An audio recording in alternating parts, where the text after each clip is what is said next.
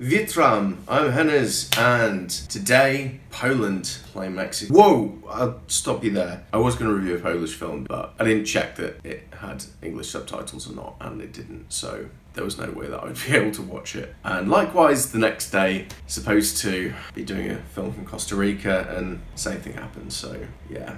But now it's the 24th, and we're going to be looking at Serbia, so roll the VT.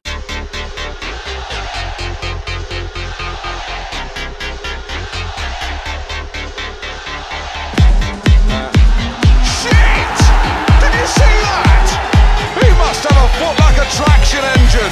Welcome to football season, where for the next month, during the FIFA World Cup in Qatar, we're going to be looking at football-related cinema from around the world.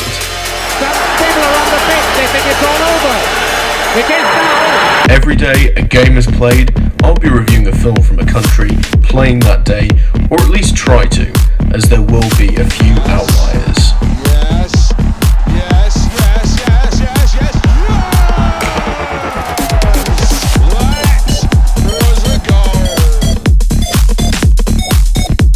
Today, as Brazil take on Serbia and Neymar is unleashed in what will likely be his final World Cup,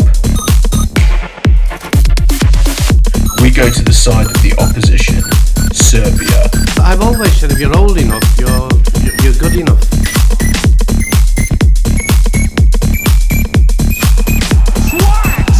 That was liquid football.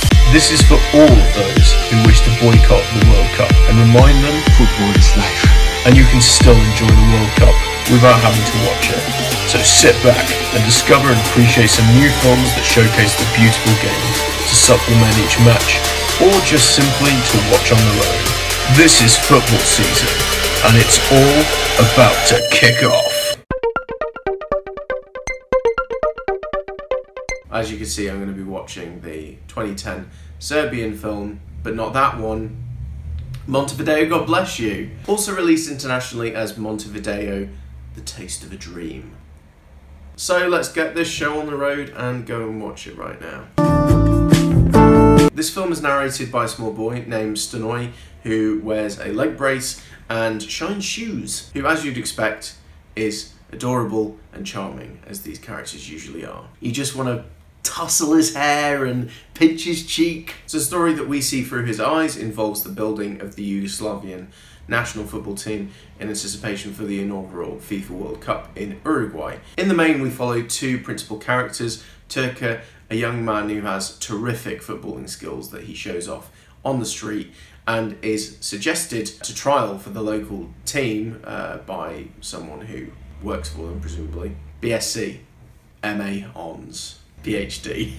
And while there, he makes an impression on the coach and also the star man of the team, Moshe, who, with his dashing good looks and footballing prowess, sees Turkey as a threat. They then both find themselves in a love square, I guess, since both are paired with women that neither is interested in, but their heart belongs to the woman the other man is with. So really this is a love story, both of romance and of the beautiful game and their difficulty to put together a side that can compete in the World Cup. I was a little surprised by this film, simply because I was under the impression that it was set at the World Cup, but apparently there is a sequel that focuses on their performances at the World Cup, with the principal cast returning. This was an interesting idea to pursue, to just have it focus on the build-up to the tournament. It's also much funnier than I thought it would be. There were quite a few moments where I found myself laughing, and it is a enjoyable watch, and much like the team involved,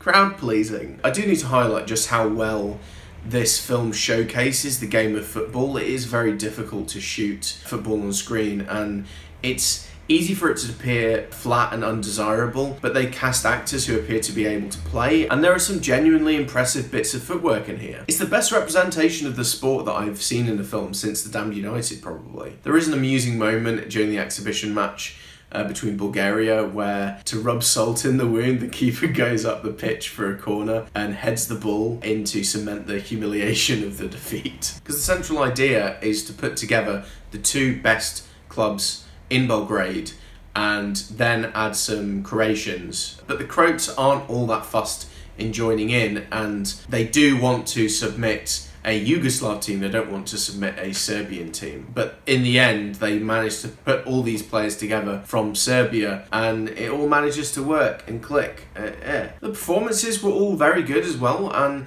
I thought Peter Strugar was particularly watchable as Moshe, who, while cocky and self-assured, isn't totally unlikable and is far from the villain of the story. He isn't Jamie Tart, for example. I heard my dad split up when I was just a sexy little baby. Even if I do love Jamie unconditionally. Also, the love interests, Valeria in particular, are well-rounded, and I do think the romance of it does improve the film quite a bit. It's handsomely made too, and the 20s period setting looks great. The music choices are real toe-tappers. I do have a fondness for this era of pop culture. It is, however, too long, running at nearly 2.5 hours, which is pretty ridiculous. Though it is certainly something that I very much did enjoy, and may watch again in future. I'm gonna give this a 7 out of 10. All around, I had a good time watching this, and I will endeavour to watch the sequel at some point.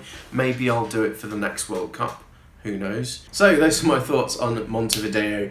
God bless you. If you have seen the film, let me know what you thought of it in the comments. Also, don't forget to like, share and subscribe. You can follow me on Letterboxd for more of my thoughts on film. See you all very soon. This is Bolgum. Finally, after all that bullshit with the One Love armbands, getting a yellow card is not the end of the world. I mean, really, is that more important than making like a historically significant political statement? I don't know.